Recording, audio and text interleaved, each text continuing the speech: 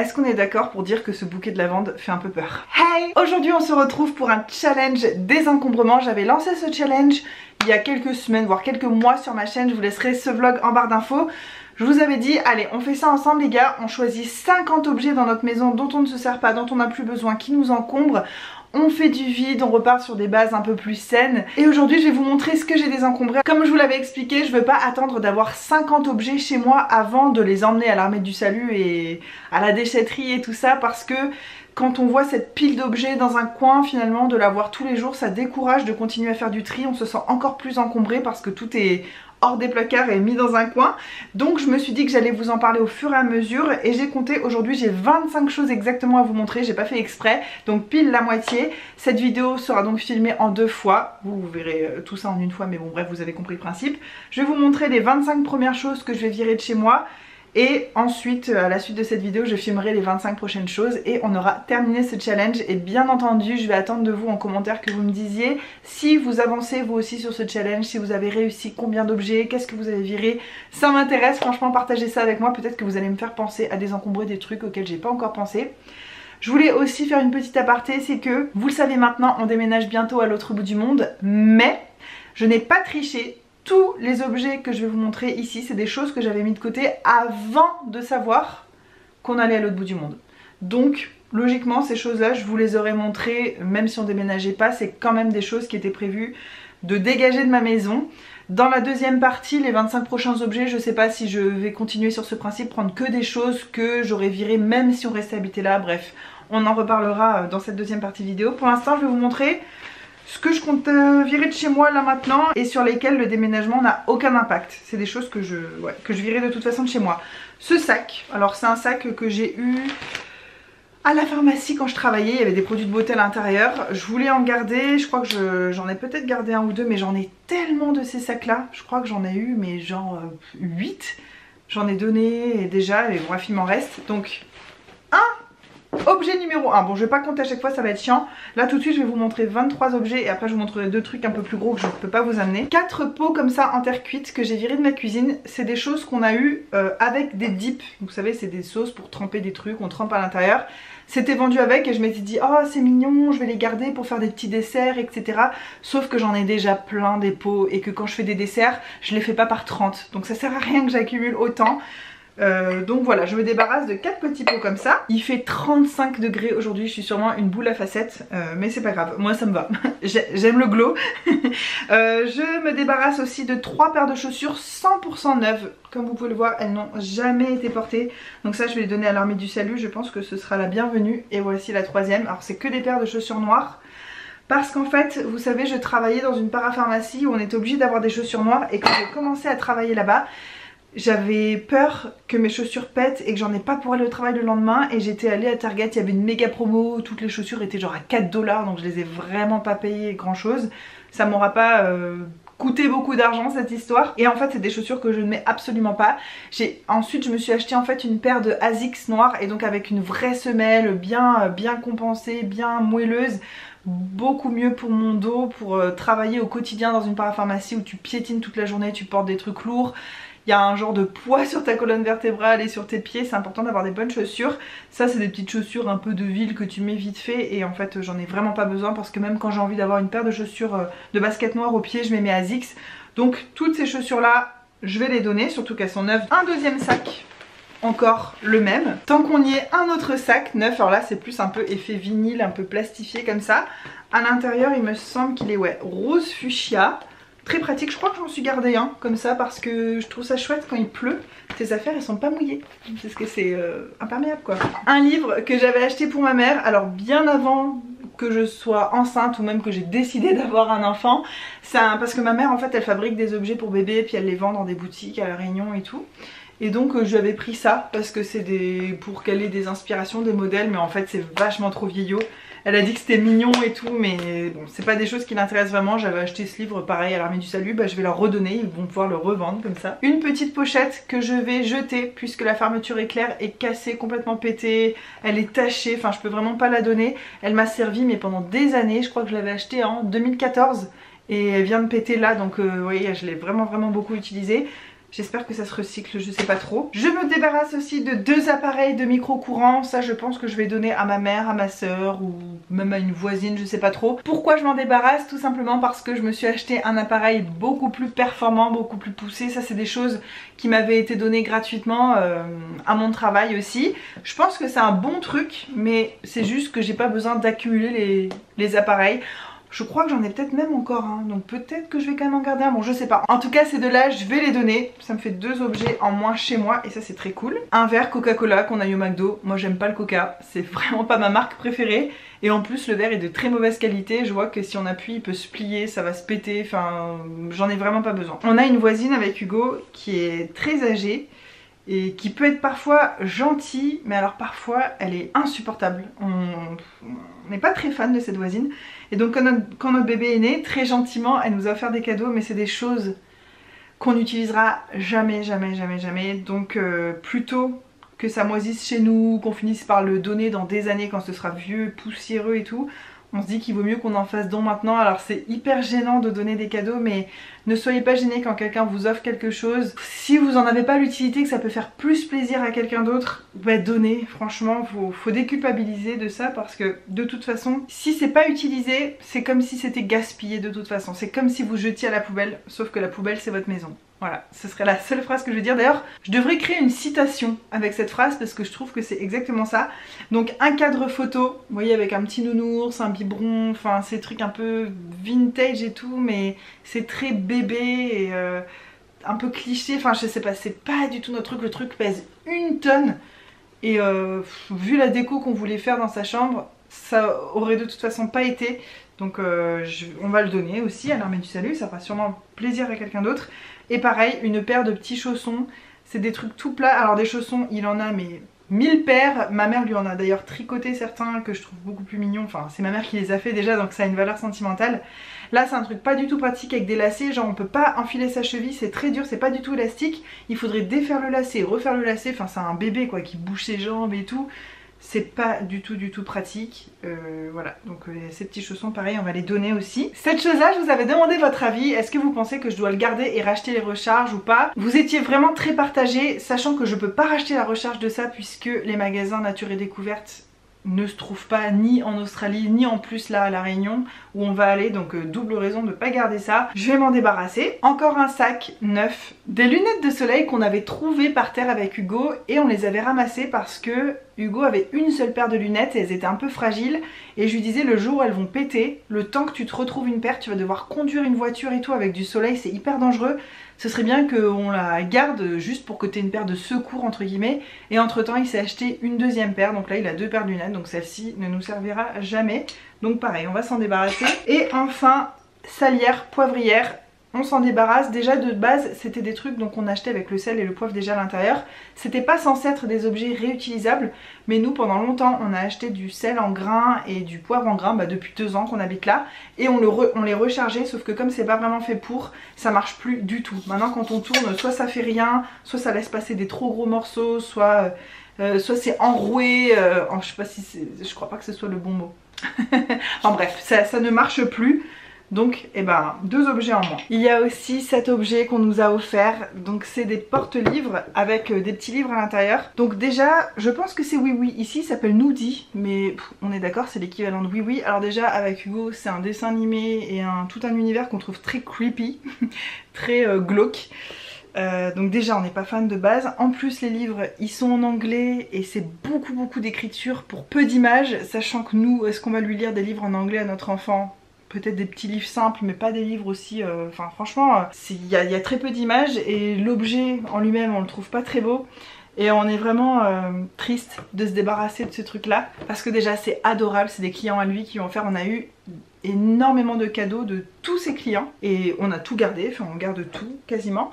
Et ça fait partie des choses qu'on va pas garder parce qu'en plus ça prend beaucoup de place. Et encore une fois c'est quelque chose que même si on était resté là, c'est pas le genre de truc en fait qu'on veut pour notre enfant malheureusement.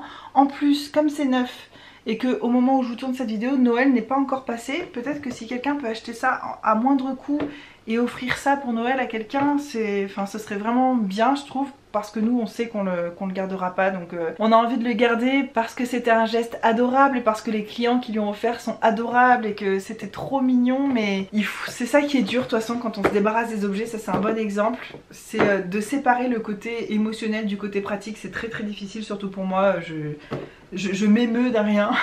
J'ai envie de garder plein de trucs, oh ce truc là ça me rappelle ci, ce truc là ça me rappelle ça. Et en plus l'histoire de cet objet, Hugo vient d'arriver, l'histoire de cet objet est vraiment triste. Je vais laisser Hugo vous raconter, ça va un petit peu pimenter cette vidéo. Enfin pimenter, la rendre un peu plus humaine.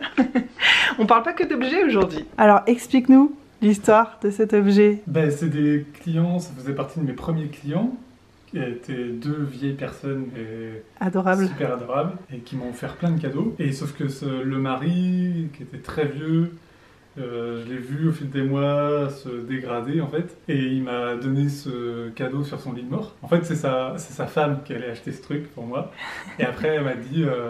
Après Hugo il m'a dit « Oh faut que je te raconte un truc trop mignon qui s'est passé aujourd'hui ».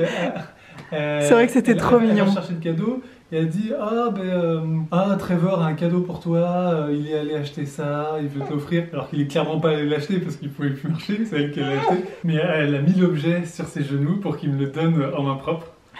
Donc c'était une espèce de petite mise en scène, c'était assez mignon quoi. Et puis depuis, il est mort en fait.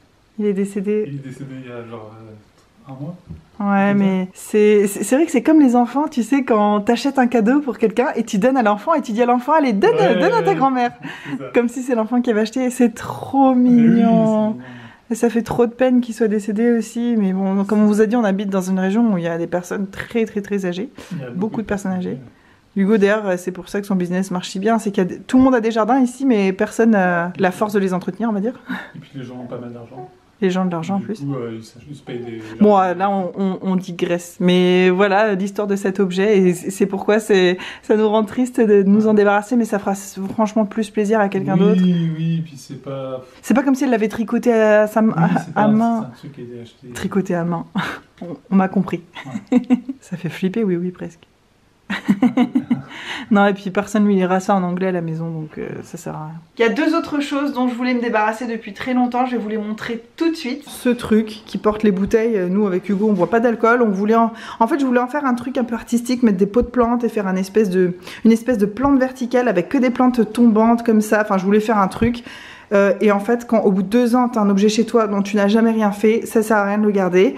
Donc ça c'est le 24e objet, et le 25e objet c'est ce bureau, je vous en ai toujours parlé, ça c'était ma table de maquillage tant que j'avais pas encore refait ma coiffeuse, et finalement entre temps j'ai enfin presque terminé ma coiffeuse et je m'en sers déjà, donc plus aucune raison de garder ce bureau qui aurait dû virer depuis très longtemps. Et voilà, vous avez le bilan de ces 25 choses que j'enlève de ma maison, et si vous saviez le bien que ça me fait un bien fou, ça me libère toutes ces choses là. Alors, ça paraît rien mais vous voyez, ça tenait dans un gros carton comme ça, sans parler des meubles hein, mais ça tenait dans un énorme carton comme ça, et tout ça en moins dans une maison, mais ça fait tellement de bien. Ça paraît rien à l'échelle de toute une grande maison, mais je vous assure que le moindre objet qui sort de chez vous, c'est de l'espace mental en plus. C'est des choses qui sortent aussi de votre tête, de vos épaules. Ça fait vraiment du bien. Cette vidéo c'est pas tellement pour faire l'apologie du vide chez soi. Peut-être que je ferai des vidéos sur le sujet un jour si j'ai envie de développer ça sur ma chaîne. Pour l'instant je voulais juste vous montrer les choses que j'ai virées de chez moi. Peut-être vous inspirer à faire la même chose si vous vous sentez encombré. C'est absolument pas une obligation, ni le minimalisme,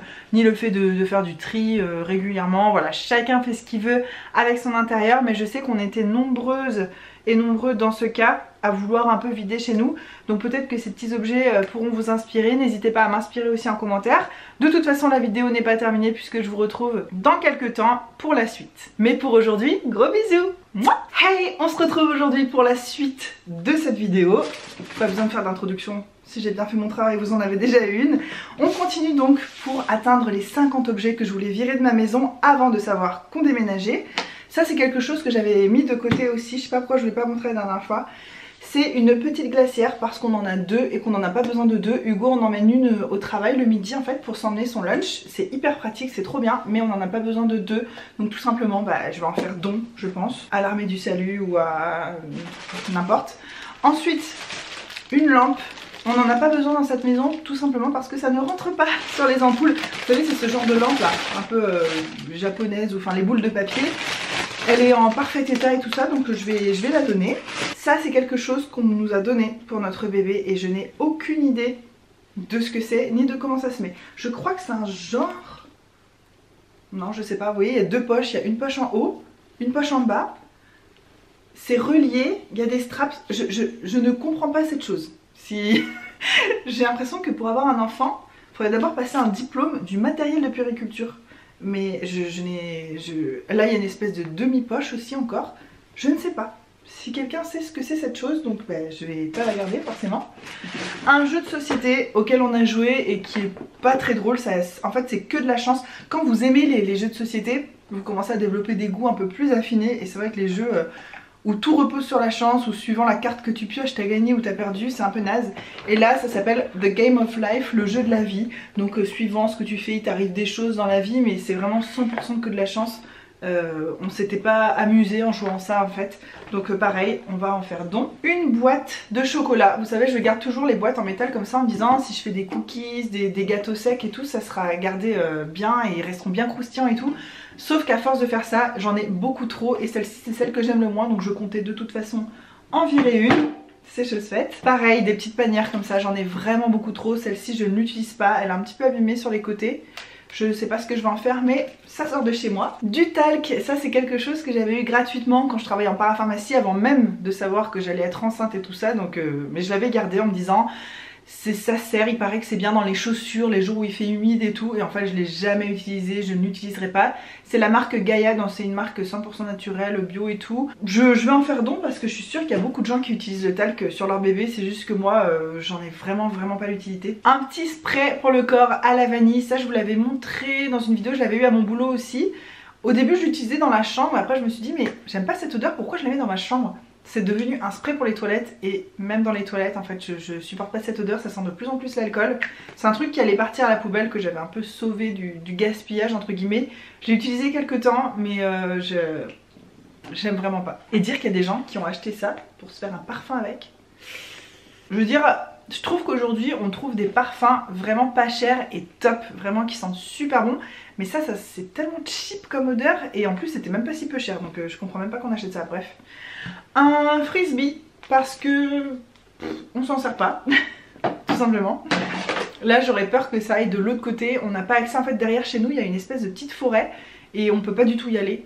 C'est fermé et tout, et donc si le frisbee par là-bas on pourra même pas aller le récupérer. Ensuite ça c'est un kit pour bébé qu'on nous a donné à la naissance. On a gardé juste le coupe-ongle qui est ici, mais le truc pour moucher le bébé on n'en a pas besoin, et le truc pour le coiffer, Hugo il a explosé de rire parce que notre bébé il est chauve.